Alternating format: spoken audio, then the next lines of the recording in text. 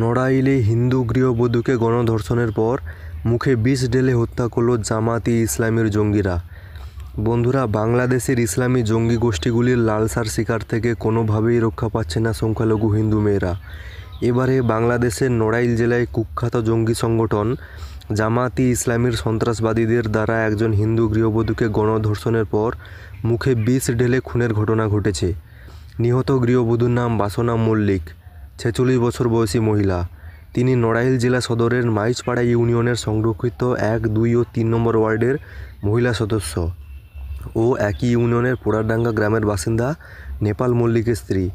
ঘটনার বিবরণে জানা গেছে, গত 24 ডিসেম্বর মঙ্গলবার সকাল থেকে বাসনা মল্লিক টিসিবির মালপত্র বিতরণ শেষে বাড়ি ফিরছিলেন।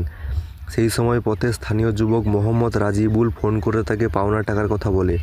তখন বাসনা মল্লিক পাওনা টাকা নিতে যান, কিন্তু বাসনা দেবীর কথা মতো মাইজপাড়া ইউনিয়নে দৌলতপুর গ্রামের মুক্তার মোল্লা বাড়ি যেতেই রাজিবুল, ফারুক, ওসমান, শফিকুল সহ আরও কয়েকজন মিলে তাকে গণধর্ষণ করে। তারা সেই দৃশ্য নিজেদের মোবাইলে ক্যামেরায় রেকর্ড করে রাখে এবং 2 লাখ টাকা চাঁদা দাবি করে। তখন বাসনা মল্লিক ঘটনার কথা প্রকাশ করে দেবেন বলে তাদের জানালে ওই সন্ত্রাসবাদীরা তার মুখে জোর করে বিষ ঢেলে দেয়। জানা গেছে, বাসনা মল্লিক পরিবারের নিরাপত্তার কথা ভেবে বাড়িতে ফিরে এই ঘটনার ভয়ে তিনি কাউকে কিছু বলেননি। পরে অসুস্থ হয়ে পড়লে 25 ডিসেম্বর বুধবার সকালে তাকে যশোর জেনারেল হাসপাতালে ভর্তি করা হয়। সেই সময় তিনি ছেলে রিঙ্কু মল্লিকের কাছে তার উপর নির্যাতনের বর্ণনা ও জড়িতদের নাম বলেন।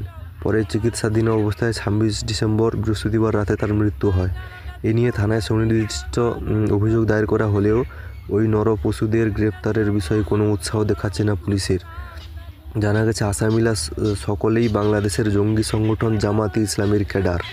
বন্ধুরা, এরকম খবর পেতে অবশ্যই চ্যানেলটিকে সাবস্ক্রাইব করবেন। ধন্যবাদ।